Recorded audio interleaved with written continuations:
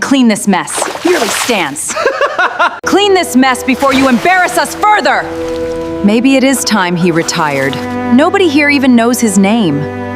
One day, you will wish you had. Harlan Whitfield stood alone in an executive washroom that had cost more to build than most American families would earn in a lifetime. And at 6 o'clock in the morning, with the building empty and the city outside still wrapped in a gray, uncertain light, he began, very slowly, to take himself apart. He unknotted his tie first, the same navy silk he had worn to 100 boardrooms, and folded it with a care that seemed almost tender, as though it belonged to someone else already. He slid the ring from his finger next, the one Eleanor had placed there 51 years earlier, and held it in his palm for a long moment before setting it gently into a velvet case, the small click of the lid closing the loudest sound in that marble room. He shrugged off the jacket that bore his own initials stitched into the lining, a jacket tailored to fit a man the world believed it understood completely. And for a moment he simply stood there in his shirt sleeves,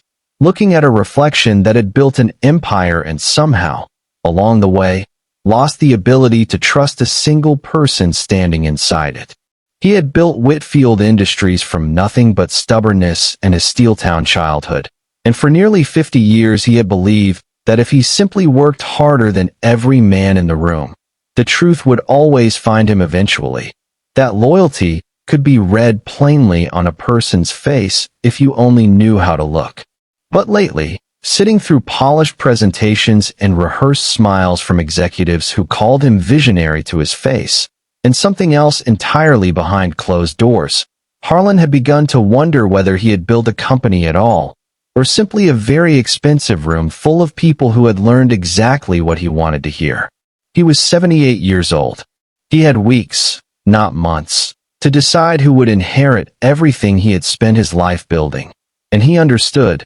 standing in that washroom in his undershirt with the fluorescent light humming faintly overhead, that he could no longer trust a single word spoken to him in a conference room where everyone already knew exactly who he was. From a garment bag hanging on the back of the door, he pulled out a gray uniform, plain and unremarkable, the kind of clothing that made a man disappear the moment he put it on, the kind no one in that building had ever once looked at twice. He dressed slowly, methodically, an old man's hands working buttons that felt, for the first time in years, like they belonged to someone with nowhere important to be. He slipped a hearing aid he did not need into one ear, adjusted a pair of drugstore reading glasses that blurred his vision just enough to change the way he held his head, and practiced, quietly, in the empty washroom, a slower gait than the one that had carried him through 50 years of board meetings, a gait that belonged to a man named Walt, a man nobody in that building had ever heard of, a man about to walk through the front doors of his own company as though he had never once set foot inside it before. He looked at himself one final time in that mirror, an old man in a janitor's uniform where a titan of American industry had stood only minutes earlier, and he asked himself the only question that mattered now, the question he could not silence no matter how many times he tried to reason his way past it. What does a man do when he no longer trusts a single person in the building he built with his own two hands? He did not have an answer yet. He only had a uniform, a fake name, and 6 weeks before a decision would be made that could not be undone, a decision he now understood he could not make from behind a desk, surrounded by people who had spent years perfecting exactly what they wanted him to see. He folded his suit with the same careful attention his own mother had once folded laundry in a house with no heat in December,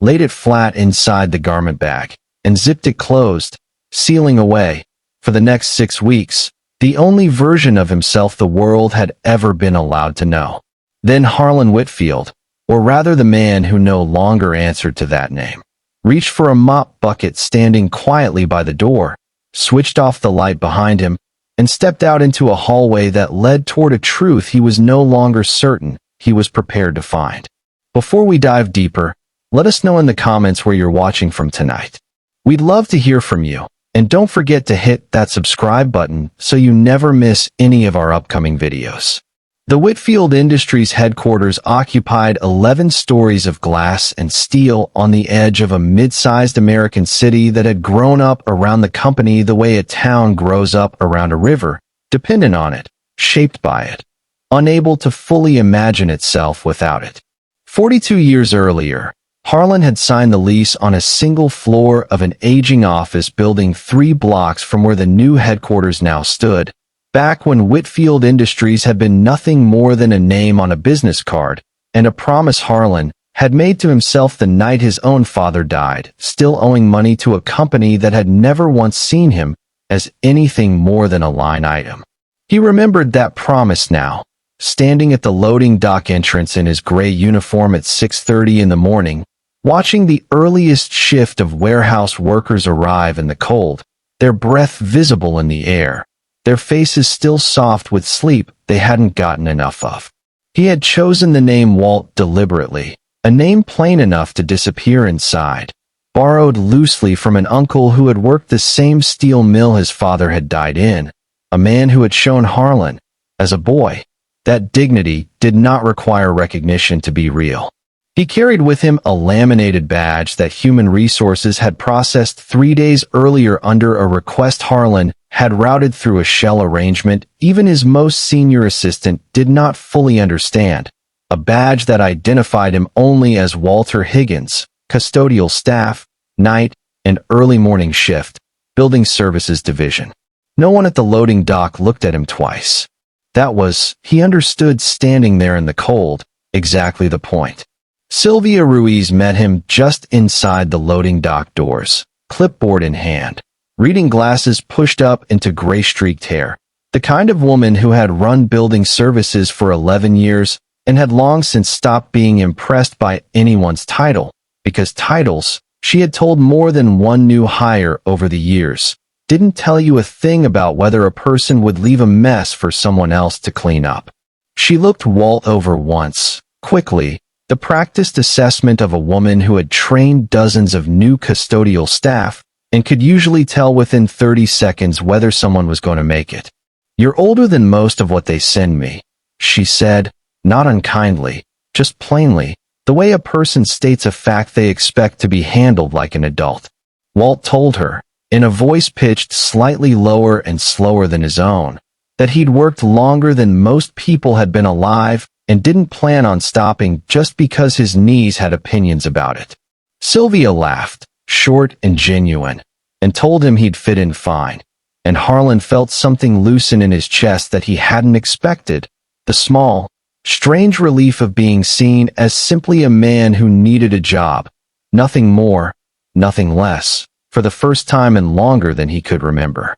She walked him through the building the way she walked every new hire through it, floor by floor, explaining which executives wanted their offices touched only before 7 and which ones didn't care, which conference rooms needed extra attention because clients used them, and which ones nobody important ever saw. And Harlan listened to all of it with a strange, doubled attention, because he was hearing, for the first time in his own building, information he had never once been given as its owner. He learned, within his first hour on the job, that the executive floor kept a separate supply closet stocked with better coffee than anywhere else in the building, that the 4th floor break room refrigerator had a note taped inside it that simply read, "Whoever keeps eating my labeled lunch, I will find you," and that the loading dock crew had an entire informal economy of favors and shift swaps that no manager upstairs had ever once bothered to learn existed.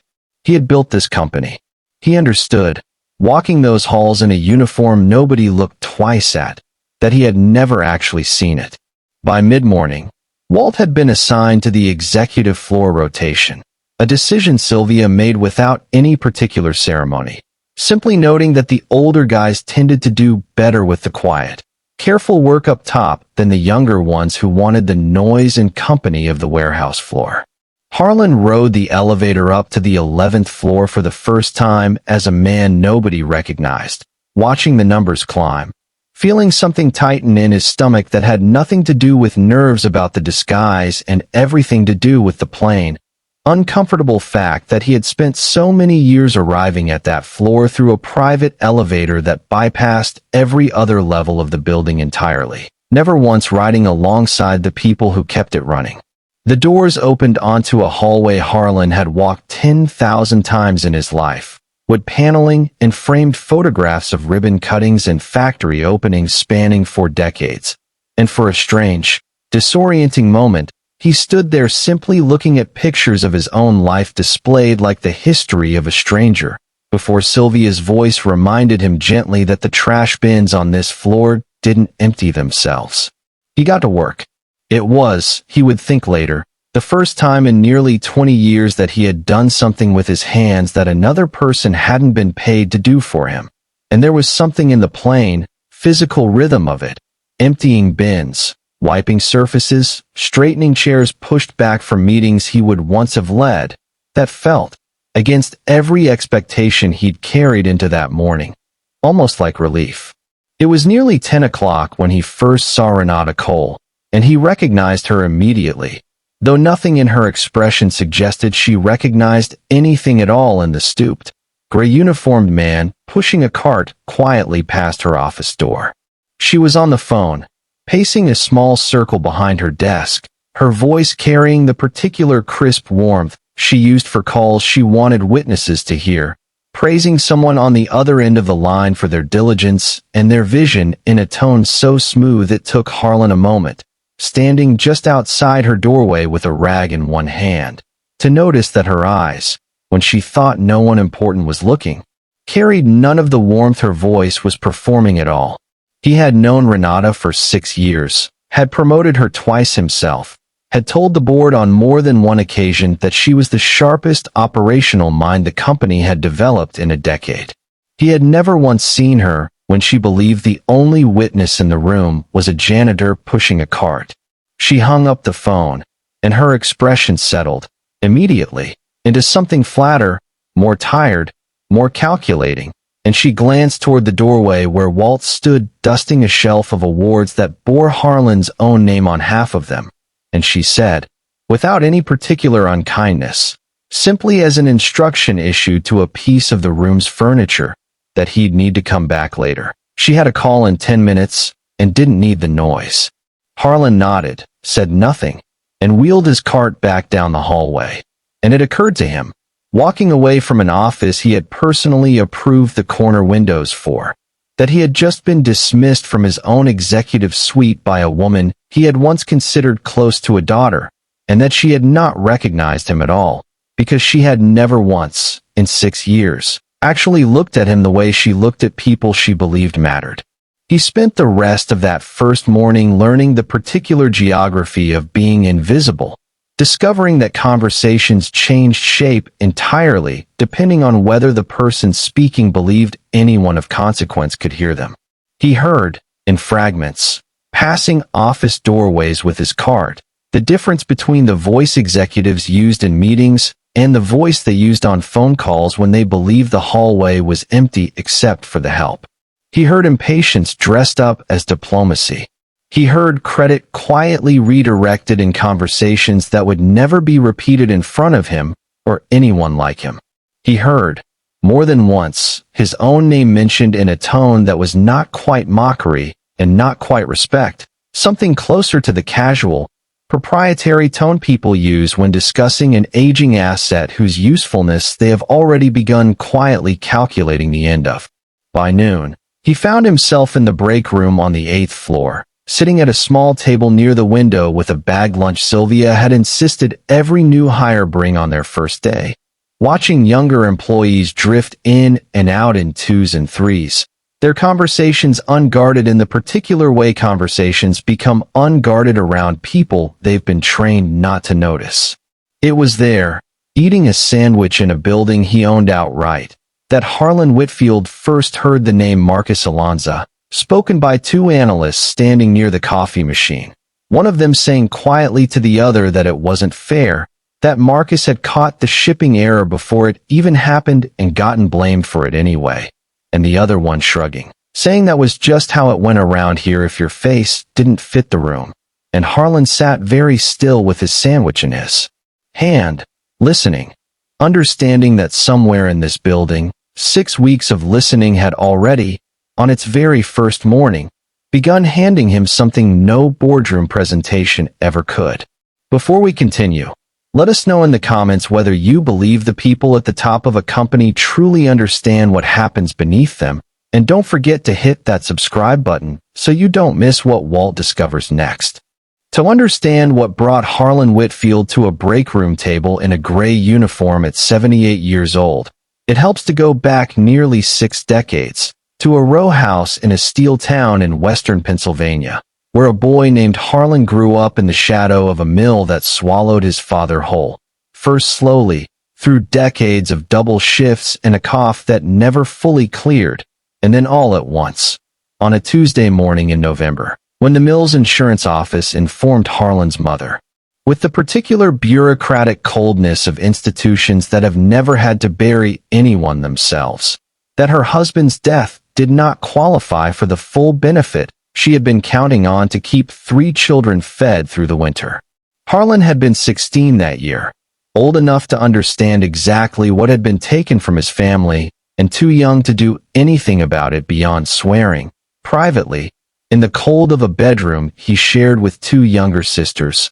that he would never again build a life where his own survival depended on someone else's definition of what he had earned. He took a job sweeping floors at a small machine shop the following spring, the kind of work he told no one. Decades later, he still remembered with more clarity than almost any boardroom he would eventually sit inside, because it was there, broom in hand at 17 years old, that he first understood something he would spend the rest of his life trying to build into every company he ever ran, that the people doing the quietest work in any building usually saw the truth of that building more clearly than anyone sitting behind a desk above them. He married Eleanor at 23, in a church with no air conditioning on a July afternoon so hot that half the wedding photographs showed guests visibly wilting in their seats, and Eleanor, who had grown up one street over from Harlan in that same steel town,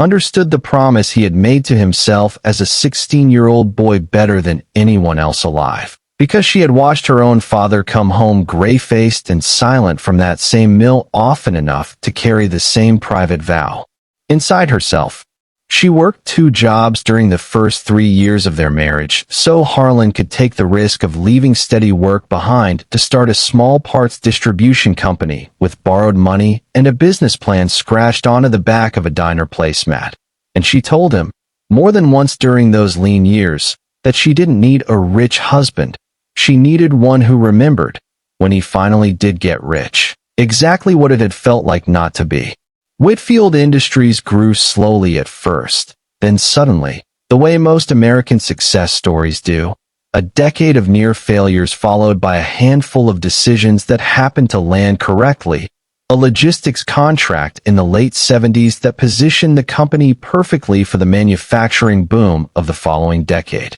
an early and stubborn insistence on treating warehouse safety as something worth investing real money into at a time when most of Harlan's competitors treated it as an unfortunate cost of doing business. By the time Harlan turned 50, Whitfield Industries employed nearly 12,000 people across 4 states, and Harlan Whitfield had become, without ever quite intending to, the kind of businessman profiled in magazines for the particular way he had built an empire without, according to nearly every article written about him, losing the plain decency of the steel town boy he had once been. But empires, Harlan had learned slowly and painfully over the decades that followed, have a way of growing distance into even the most carefully guarded decency, not through any single betrayal, but through 1,000 small removals. Private elevators and separate dining rooms and assistants whose entire job existed to ensure Harlan never again had to wait in a line or sit through an unfiltered conversation with anyone who might tell him something he didn't want to hear. Eleanor had noticed it happening years before Harlan allowed himself to, mentioning once, gently, over a dinner neither of them finished, that she missed the man who used to know the name of every driver on the loading dock, and Harlan had promised her, that night, that he would find his way back to that man eventually, a promise he had fully intended to keep and had somehow, across 2 more decades of quarterly earnings calls and board meetings, never quite gotten around to. Eleanor's death 8 years earlier, quiet and sudden on an ordinary Sunday morning, had taken something out of Harlan that no earnings report ever fully accounted for, and in the years since, he had noticed himself retreating further into the private elevators and separate dining rooms Eleanor had once gently warned him against, not out of arrogance, but out of a grief he had never learned to sit inside of any other way. His son Desmond had stopped speaking to him almost entirely in that same period, following a falling out neither man had ever properly explained to the rest of the family, a rupture that had left Harlan's Sunday phone quiet in a way it had never been quiet during Eleanor's life, and Harlan had told himself, more than once, that a man building an empire simply didn't have time to fix everything that had gone wrong along the way, a lie he had grown almost comfortable believing until the morning. His cardiologist mentioned, almost in passing, that a man his age carrying his particular family history ought to think seriously about what he wanted his legacy to actually say about him, rather than simply what it said about his balance sheet. The board had been pressing him for 18 months to name a successor, growing steadily less patient as Harlan approached his 80th year, without producing a plan anyone found convincing. And it was Renata Cole's presentation 6 weeks before that gray morning in the washroom that had finally forced Harlan's hand. A presentation so flawless in its structure, so perfectly calibrated to everything the board wanted to hear, that Harlan had sat through the entire hour feeling a discomfort he couldn't initially name, until he realized, driving home afterward in the back of a car he rarely drove himself anymore, that he had just watched a woman tell him exactly what she believed he wanted to hear, and that he no longer had any reliable way of knowing whether a single word of it reflected who she actually was when no one was watching. That discomfort had followed him home that evening, through a dinner he barely tasted, through a night of sleep that never fully arrived, and it was somewhere near 3 in the morning, staring at the ceiling of a bedroom Eleanor had chosen the wallpaper for 30 years earlier, that Harlan Whitfield finally admitted to himself the plain, uncomfortable truth his cardiologist's comment had been circling for weeks. He had built a company of 12,000 people and could no longer say, with any real confidence, who among his most senior executives actually deserved the trust he was about to hand them, because he had spent so many years surrounded by people whose entire professional survival depended on managing his perception of them that he had lost, somewhere along the way, any reliable instrument for measuring the truth. He thought, lying there in the dark, of his own father, dead at 51 in a mill that had never once bothered to see him as anything more than a line item. And he thought of the promise he had made as a 16-year-old boy sweeping floors in a machine shop, the promise that he would build something different, something that measured people by who they actually were rather than by what they could perform in a boardroom. He understood, finally, somewhere near 4 in the morning, that he had drifted so far from that promise that he could no longer even verify, from where he currently sat, whether he had kept it at all, and it was in that quiet, sleepless hour that the idea first arrived, fully formed and impossible to talk himself out of, that the only way to know the truth about the company he was about to hand away was to walk back into it, as a man nobody would recognize. He called Sylvia Ruiz's department the following week, routing the request through channels obscure enough that even his most senior assistant never fully understood what she was processing,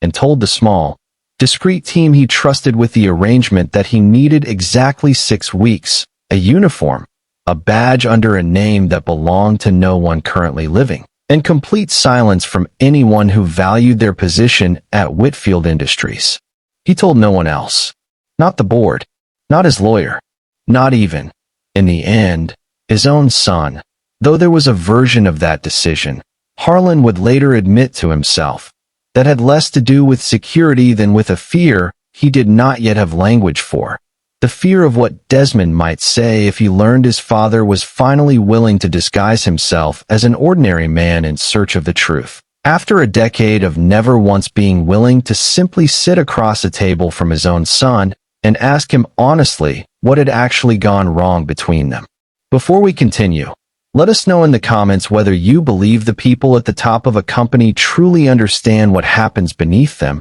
and don't forget to hit that subscribe button so you don't miss what Walt discovers next. The second week of Walt's employment at Whitfield Industries settled into a rhythm that Harlan found, against every expectation he had carried into the disguise, almost peaceful in its plainness. He arrived at 6, rode the freight elevator with the early crew, learned the names of drivers and machine operators and administrative assistants who had worked in that building for years without ever once receiving so much as a nod from the executive floor above them. He learned that a loading dock supervisor named Robbie kept a small paperback novel tucked behind a stack of shipping manifests to read during slow stretches, that a payroll clerk named Denise had been quietly covering a co-worker's unpaid overtime errors out of her own pocket for months rather than reporting a supervisor who intimidated anyone who questioned him, that the building's unofficial economy of small kindnesses ran almost entirely beneath the notice of anyone whose salary Harlan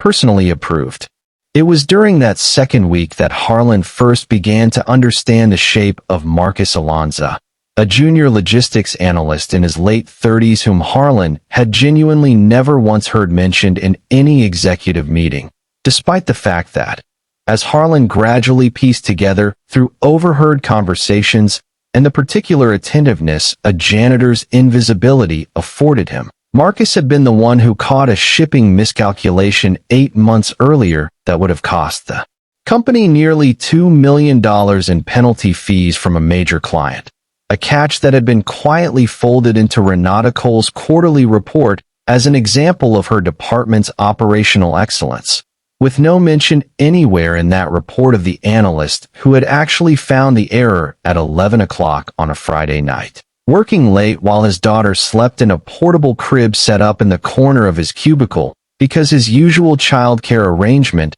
had fallen through that week. Harlan learned this last detail from Marcus himself, in a conversation that happened almost by accident on a Thursday evening when Walt was assigned to clean the 4th floor after most of the staff had gone home, and found Marcus still at his desk, tie loosened, eyes red with the particular exhaustion of a man who had been awake far longer than any employer had a right to expect from him. Marcus looked up when Walt's cart squeaked past his cubicle, and rather than the dismissal Harlan had grown accustomed to receiving from most of the building's more senior staff, Marcus offered him a tired, genuine smile and asked whether Walt wanted the last slice of pizza sitting cold in a box on the break room counter, since nobody else seemed inclined to claim it. It was a small kindness, the kind Harlan suspected Marcus extended to nearly everyone without ever once considering it noteworthy, and it struck Harlan, standing there in his gray uniform, how rarely he had encountered that particular kind of unthinking decency from anyone on the floors above. They talked for nearly 20 minutes that evening, Marcus explaining, without any particular bitterness in his voice, simply as a fact of his working life he had long since stopped expecting to change, that he had been passed over for promotion 3 times in 4 years. Each time watching the role go to someone with less operational knowledge but considerably more comfort navigating the kind of hallway politics Marcus had never learned, or perhaps never wanted to learn, how to play. He mentioned his daughter, 7 years old, a photograph taped to the edge of his monitor showing a gap-toothed grin that Marcus glanced at every time he mentioned her name, and he mentioned, almost in passing, that he stayed as late as he did most nights not because anyone required it of him, but because he'd rather catch a costly mistake himself at midnight than let it become someone else's problem in the morning. A sentence that landed inside Harlan with more force than Marcus could have possibly intended. Walt asked him, carefully, in the slow, unhurried voice he had practiced in that washroom mirror weeks earlier, whether he'd ever thought about looking for work somewhere that might actually notice what he was doing, And Marcus had laughed, not unkindly, and said that he used to think about it more than he did now. That somewhere along the way he'd stopped expecting recognition and started simply doing the work well, because doing it well was the only part of the job that still felt like his to control. He said it without self-pity, in the plain, matter-of-fact tone of a man who had made a kind of peace with being overlooked that Harlan found, sitting with his mop bucket in that empty cubicle row, almost unbearably sad, precisely because it was so clearly not the peace of a man who had stopped caring, but the peace of a man who had simply run out of energy to keep hoping for something different. It was 3 days later that Harlan witnessed the shipping error incident directly,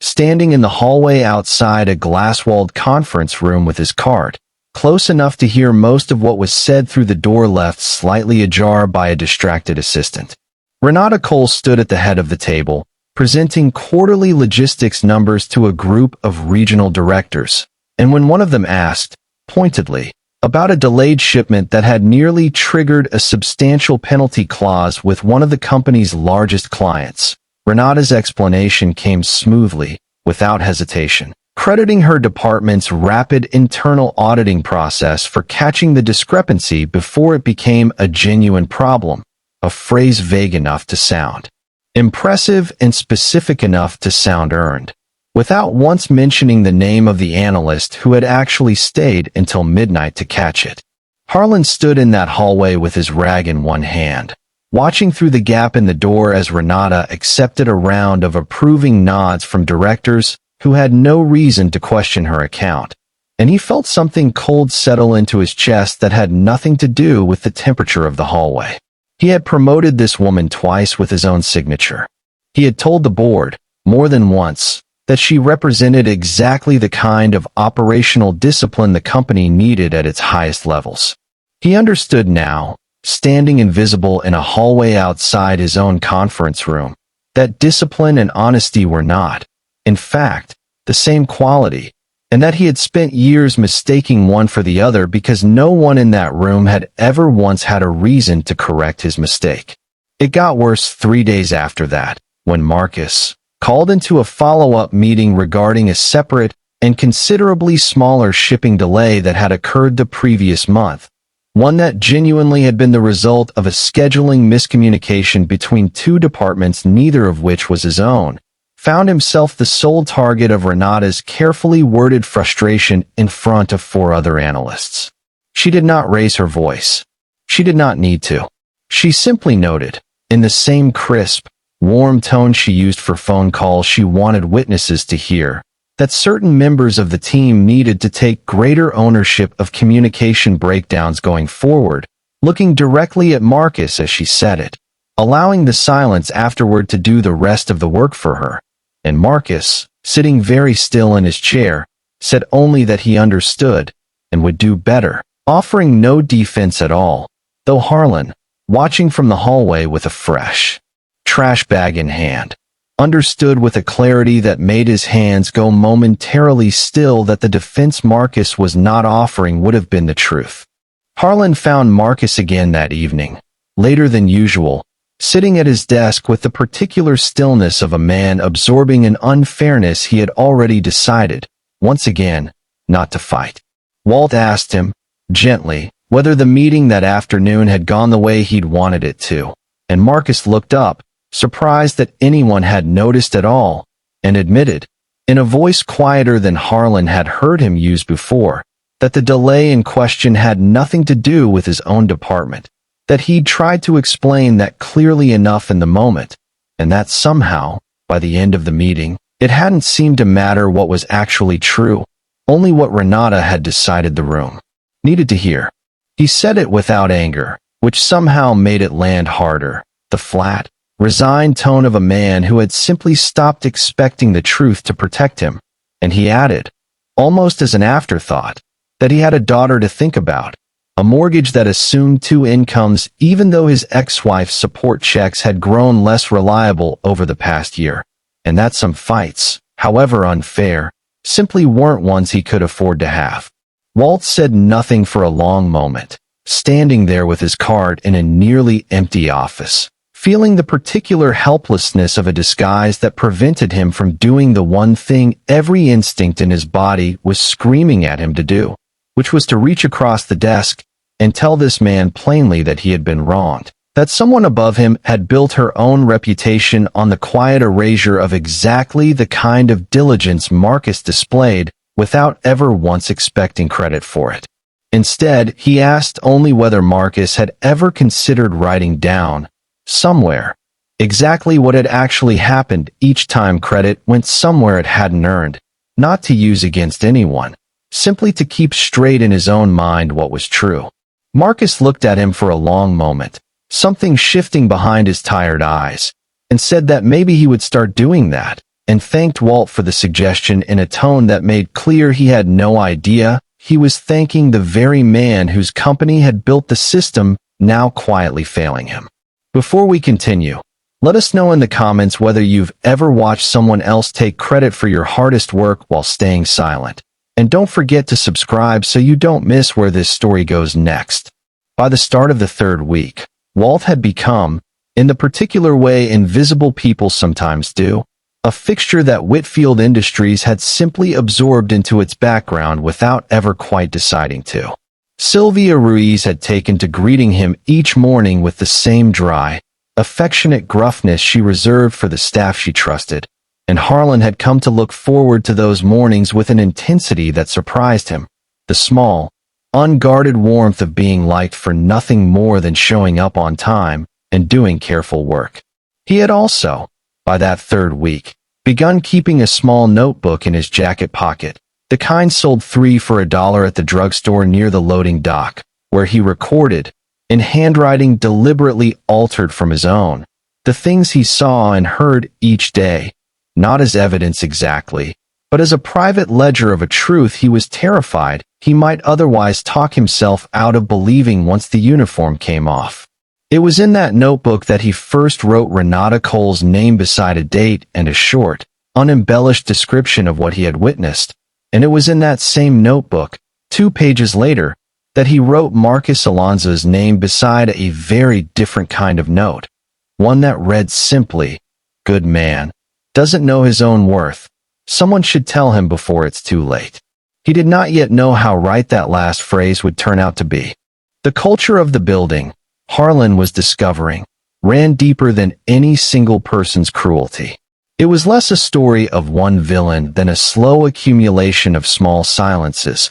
the kind that calcify over years into something that no longer requires anyone's active malice to keep functioning. He watched a young administrative assistant named Priya Anand field calls for Renata with the brittle, practiced cheerfulness of someone who had learned to absorb her boss's moods without ever showing a crack in her own composure. And it was Priya, more than anyone else in that building, who Harlan began to suspect was carrying a weight considerably heavier than her job title suggested she should have to. He first noticed it on a Tuesday afternoon, wheeling his cart past Renata's office just as Priya emerged from inside it, her face composed in the doorway, and then, the moment she turned the corner into the stairwell, where she believed no one of consequence could see her, crumpling for just a few seconds into something raw, something that looked, to Harlan's practiced eye, uncomfortably close to fear. She caught herself quickly,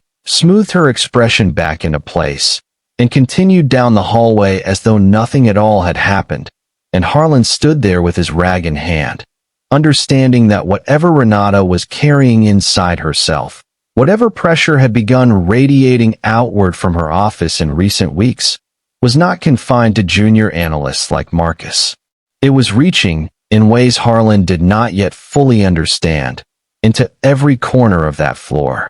He learned more of it 3 days later, mopping the executive floor kitchen late in the evening, when he overheard Priya on a personal call in the small adjoining supply room, her voice hushed but unmistakably strained, telling someone on the other end of the line, a sister, it seemed, from the familiar affection in her tone, that she didn't know how much longer she could keep doing this, that Renata had been asking her to backdate certain approval documents for weeks now, nothing that Priya fully understood the purpose of, only that it made her stomach turn every time she did it, and that she was afraid of what would happen if she refused, and equally afraid of what might come out if she didn't. Harlan stood frozen in the hallway outside that supply room, his mop handle gripped tight in both hands, feeling something that had nothing to do with the careful, curious detachment he had promised himself he would maintain throughout this experiment. This was no longer simply a matter of stolen credit or unfair blame. Backdated approval documents suggested something considerably larger, something that reached beyond the small, human unfairness of office politics and into territory that could mean real consequences, real risk, for people who had no idea what they were being asked to participate in. He wrote it all down that night in his small notebook, his hand shaking slightly in a way he hoped the deliberately altered handwriting would disguise even from himself. And he found, for the first time since putting on the gray uniform, that he could not sleep in the modest rented room he had taken 3 miles from the headquarters building, a small, spare apartment furnished with nothing more than what Walt Higgins might reasonably be expected to own. He lay awake that night, turning over the shape of what he had built, wondering how deep the rot actually ran, and whether Renata Cole, the woman he had once been prepared to hand his entire company to, was the source of that rot or merely its most visible symptom. It was the following week that Marcus found him again, this time seeking him out deliberately rather than simply tolerating his presence, catching Walt alone in the stairwell during a break and asking, in a voice pitched low enough that Harlan understood immediately something serious had shifted, whether Walt had a few minutes to spare. They sat together on the concrete stairs, an old janitor and a tired analyst, and Marcus told him, haltingly at first, and then in a rush, about a set of shipment records he'd stumbled across 2 days earlier while reconciling an unrelated invoice discrepancy. Records showing that a batch of safety equipment destined for one of the company's largest manufacturing clients had been shipped despite failing an internal quality inspection, an inspection that had flagged a defect rate high enough that, under any reasonable safety standard, the shipment should have been held and reworked before it ever left the warehouse. Marcus explained, his hands restless in his lap, that he'd traced the authorization for that shipment back to a signature that, as far as he could tell, belonged to Renata Cole herself, approved on a date that would have allowed the company to meet a quarterly shipping target that Renata had specifically flagged as critical in a department-wide email 2 weeks earlier. He said he'd checked and rechecked the records 3 times because he desperately wanted to be wrong, because the alternative meant that somewhere out there, right now, a manufacturing floor was operating with safety equipment that had been knowingly shipped despite failing inspection, equipment that existed specifically to protect workers from injuries that could be serious, even life-threatening, if it failed at the wrong moment. Harlan sat very still on those concrete stairs, feeling the full, sickening weight of what Marcus had just told him settle into his chest, understanding that this was no longer a story about credit or blame or the small daily cruelties of corporate hierarchy. This was a story about people's safety, about a decision made somewhere above Marcus's pay grade that could genuinely hurt someone, and about a young analyst who had discovered it and now had to decide, entirely alone, what he was willing to risk in order to do something about it. Before we continue, let us know in the comments whether you've ever discovered something at work you knew you couldn't simply look away from. And don't forget to hit that subscribe button so you don't miss what Marcus decides to do next. Marcus did not sleep well that week either, though he had no idea he shared that particular sleeplessness with the very man he had confided in on those concrete stairs. He carried the knowledge of what he'd found like a stone in his chest, turning it over during the long drive home each evening, during the quiet hours after his daughter had gone to bed, and he sat alone at his kitchen table with a laptop open to records he had already saved 3 separate backup copies of, terrified they might otherwise disappear before anyone in a position of real authority ever had the chance to see them. He told no one else at first, not even his ex-wife, though he came close one evening when she called about a schedule change for their daughter, and he found himself, for a moment, wanting desperately to say something out loud to another adult who might tell him he wasn't losing his mind, that the fear sitting in his stomach was proportionate to something real and not simply exhaustion talking. He didn't say it. He hung up the phone instead and sat alone in his kitchen for a long time, looking at a photograph of his daughter taped to the refrigerator, understanding that whatever decision he made next would ripple out into her life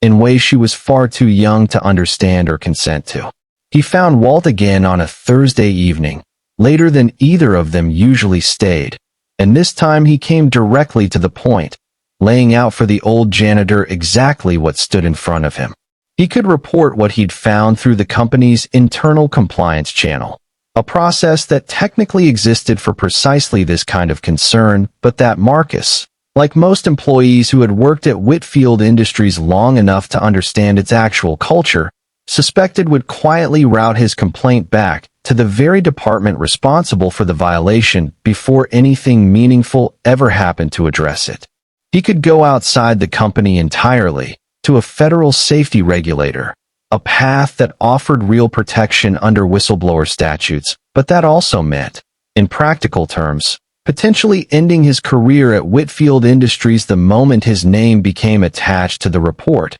in an industry small enough that word traveled fast between competitors. Or he could do nothing, file the discovery away in the same quiet place he had filed every other unfairness of the past 4 years, and hope that whatever equipment had already shipped somehow held up despite its flagged defects. Walt listened to all of it without interrupting, understanding, with a clarity that made his throat tighten, that he was being asked for guidance he could not honestly give without revealing exactly who he was, and that the disguise he had built to uncover the truth about his company was now standing directly between him and the one piece of advice he most desperately wanted to offer, which was simply that Marcus was not wrong to be afraid, and that being afraid did not excuse looking away. He asked Marcus, carefully, what his daughter would want him to do, if she were old enough to understand the question fully, and Marcus laughed, short and humorless,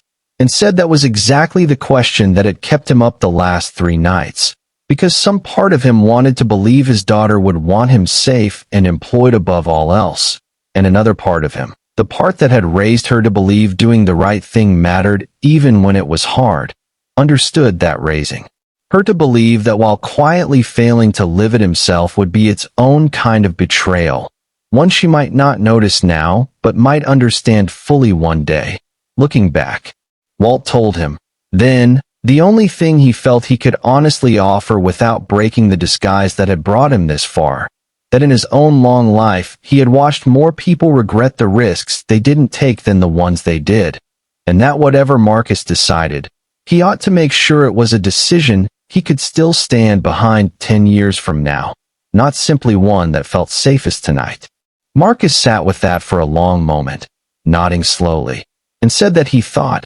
somewhere in himself, he had already decided. He had just needed to hear someone say it out loud before he let himself believe it. He was going to report it. Not through the internal channel he no longer trusted, but directly, formally, to the federal agency responsible for workplace safety violations, accepting whatever came of it rather than carry the alternative. Before we continue, let us know in the comments what you would have done in Marcus's position, and don't forget to hit that subscribe button so you don't miss what happens when the truth finally comes out.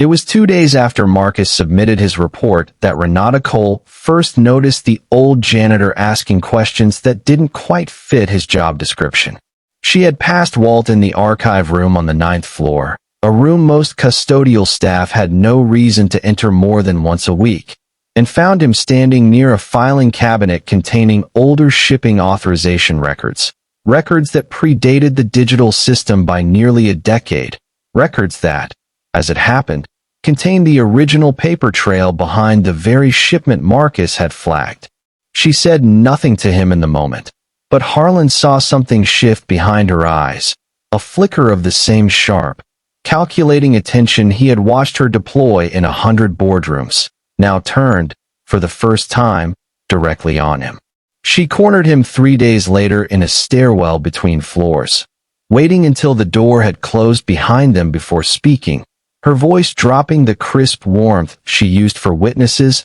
and settling into something flatter, more dangerous. She asked him plainly who he actually was, noting that custodial staff didn't usually take an interest in decade-old shipping authorizations, and that she'd already made a call to human resources that morning that had turned up nothing useful about a Walter Higgins with his particular employment history. Harlan felt his pulse quicken, understanding that the disguise he'd built so carefully was closer to collapse than he'd allowed himself to believe. And he answered her with the same slow, careful voice he'd practiced for 6 weeks, saying only that an old man was allowed to be curious about the building he cleaned, and that he'd appreciate her not making trouble for someone who'd never once made trouble for her. Something in his tone, some flash of the old authority he could not fully suppress even in disguise, made Renata go very still, studying him with an intensity that Harlan understood,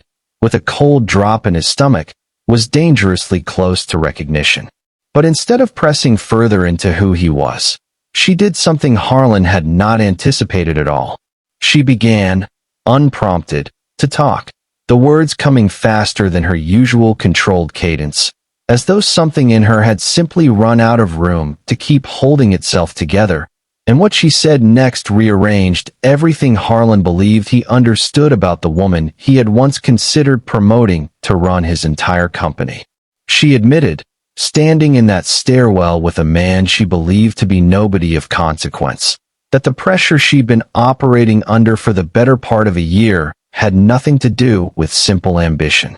Desmond Whitfield, Harlan's own estranged son, had approached her privately 11 months earlier, presenting himself as a silent advisor to a group of outside investors who had quietly acquired a meaningful minority stake in Whitfield Industries, and had made clear to her, in conversations she now understood had been carefully engineered from the very beginning, that her path to the CEO role depended on hitting shipping and quarterly targets that Desmond himself had helped design to be nearly impossible to meet through legitimate means, targets that had backed her, gradually and deliberately, into corners where cutting corners became the only visible way to survive. She said it had started small, a quality threshold quietly loosened here, a delivery window stretched there, each decision individually defensible, until the decisions had compounded into something she could no longer fully account for or control,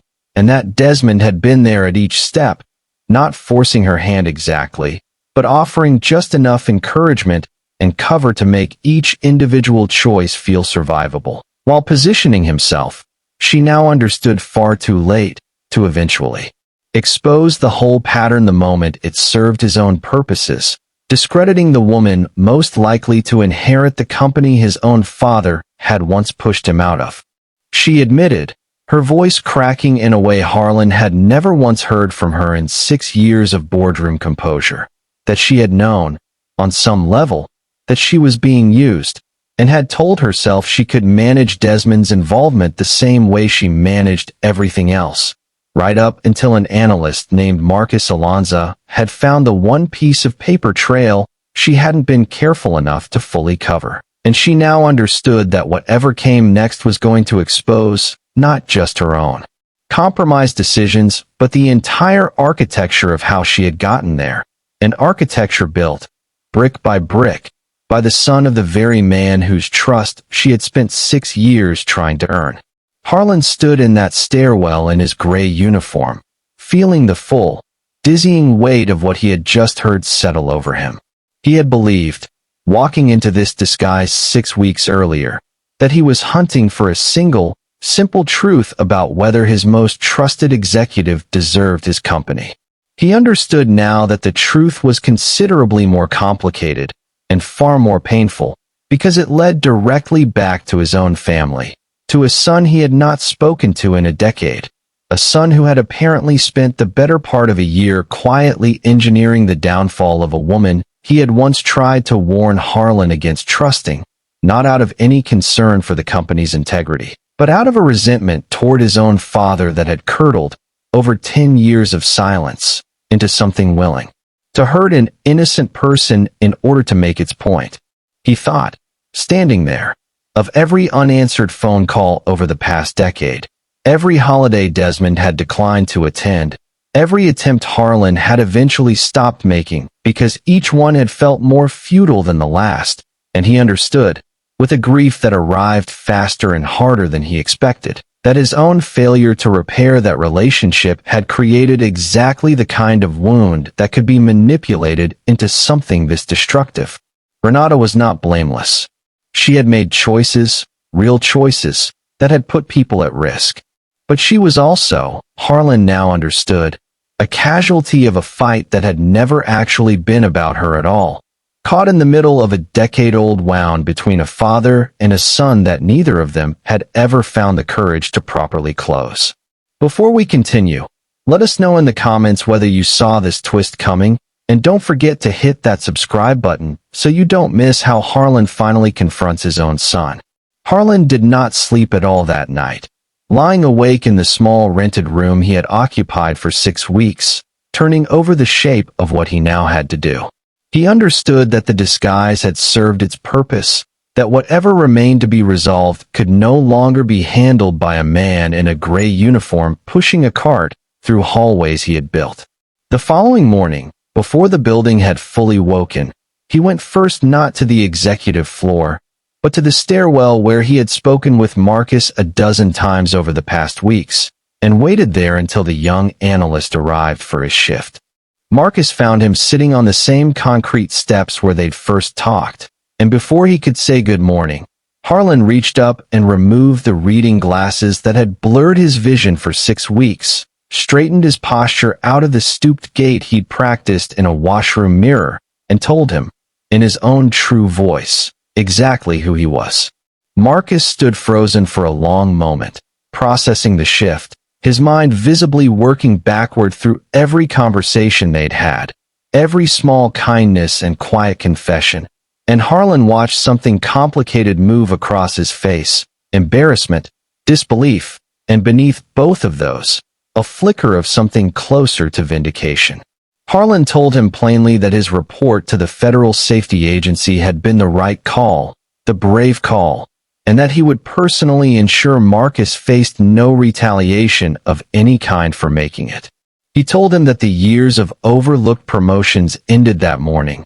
that Marcus would be moving into a senior operations role with real authority, not as an apology, though it was partly that, but because Harlan had spent 6 weeks watching him do the quiet, uncelebrated work of integrity better than anyone else in that building. And a company that could not recognize that kind of employee did not deserve to keep him. Marcus, for the first time since Harlan had met him, allowed himself to cry, briefly, standing in that stairwell, and said only that he'd stopped believing anyone in that building would ever actually notice. The confrontation with Renata came later that same day, in her office, with the door closed. Harlan did not raise his voice, any more than she had ever raised hers, but he told her plainly what he now understood about Desmond's involvement, and watched her absorb the confirmation that her worst fear, that she had been used rather than simply failed, was entirely true. He did not excuse the choices she had made.